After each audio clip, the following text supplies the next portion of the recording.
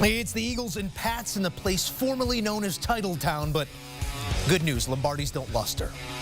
Some good news maybe on the way in the form of Drake Maye, the third overall pick. Entered the game in the second quarter, a larger sample size than just the one series in the first preseason game. First drive on 3rd and 5, drives one across the middle. Some of the signs you're looking for finds Javon Baker. Pats would get a 51-yard field goal out of it. Final 2 minutes of the first half, Maye keeping it. Either get in or get down. This time it's the former. 6 points as Maye touches paint for the first time as a Patriot. Pats up 10-3 at the half. Did have 16 collegiate rushing touchdowns in his career, but more known for this, uncorking the deep ball to Baker. Can't haul it in. Maybe you keep running. Just out of reach. Maye's final drive of the game. Steps up in the pocket, but doesn't feel that quick pressure from the blind side and takes a lick. Took a couple throughout this game, but he's a big fella. Eagles go on to win this one 14-13. Still plenty reasons to smile for Drake Maye, the young man who will, in the years to come, perhaps turn this franchise back in that direction that we know them for. Maye, 4 drives, 6 of 11, 47 yards through the air, 15 more on the ground. And that rushing touchdown you saw. CBS Sports NFL writer Tyler Sullivan joining us with his thoughts. T-Sul, it's great to see you as always. It's always great when we're chopping it up about your Pats. Those same banners, they hang in Tyler's home. Tyler, talk to me about Drake Maye right now, where you're at, just this sample size. Assess the 4 drives that you saw, some of what you liked, and maybe some of the habits that need to be worn on out of the game. Yeah, overall very encouraging, right? Because we're coming off of a preseason game where he played 1 series and was immediately faced with like a 2nd and 12, 2nd and 10. So we really didn't get to see Drake Maye all too much. And even going into the joint practice on Wednesday, very excited to see him there, but the offensive line was failing him. So we really haven't seen him in this type of competitive setting. And what we've seen so far, the things that we thought we were going to see when he was billed as the number 3 overall pick. You showed the highlight earlier, the deep ball to Javon Baker. Obviously was an incomplete pass, but you are seeing that raw ability from him that we saw at UNC on full display here. Obviously, there were some things that were still a little shaky. I thought he had a couple of throws that were a little bit too high in this game. There were some of them that just kind of went out right out in front of his intended receiver. So those things he needs to clean up. But overall, I thought he had some nice poise. We talk about the rushing touchdown that he had in the first half, but I thought the play, I think it was 1 or 2 prior to that. It was a screen pass to JaMychal Hasty. Nakobe Dean was untouched, rocketing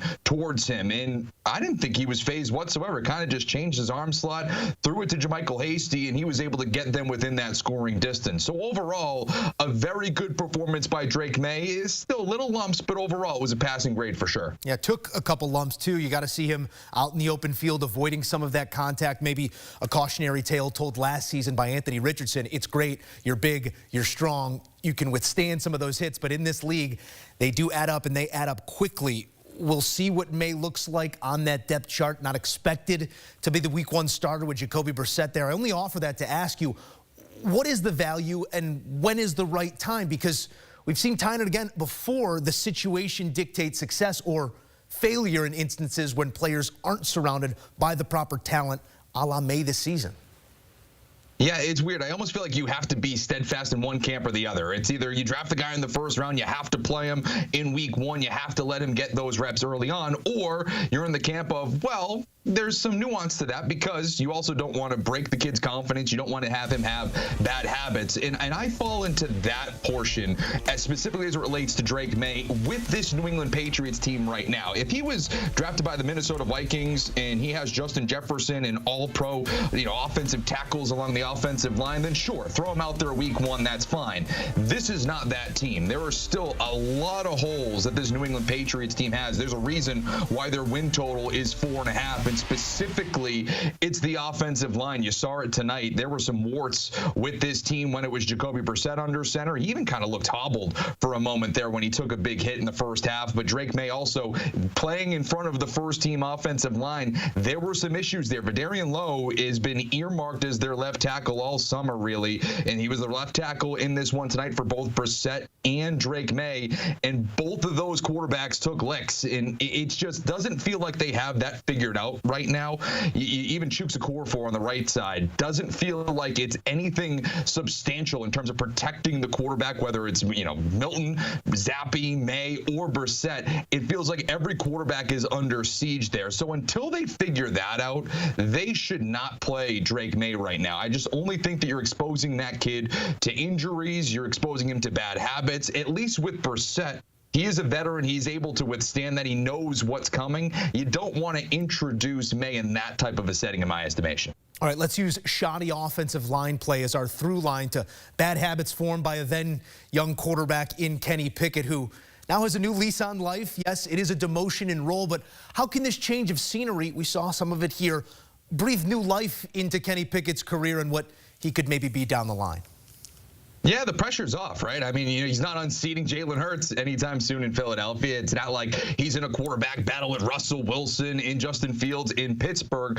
But I do think that he might be in a little bit of a quarterback battle. I know that he was obviously under siege against a first-team defense with the New England Patriots, 4 sacks on the night, and overall was pretty efficient. I believe he was 11 of 13, but it wasn't like he was prolific. And I believe a lot of those throws, the air yards were, I think, under 1, under 2. It was not like it was throwing it all over the yard. Tanner McKee came in, and again, it's lesser competition as this game goes on, but I thought that he played particularly well. So as much as we're talking about, hey, Kenny Pickett is playing well, he's got a new lease on life. He's in Philadelphia. It's not like he has the pressure to be QB1 anymore.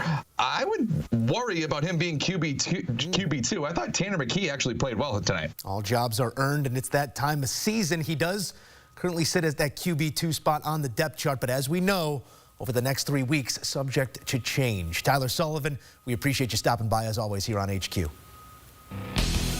And don't forget, this is the place all season long, each and every Sunday, each and every game day. Join us when that clock hits zeros for full highlights and analysis and sounds you won't get anywhere else, right here on CBS Sports HQ.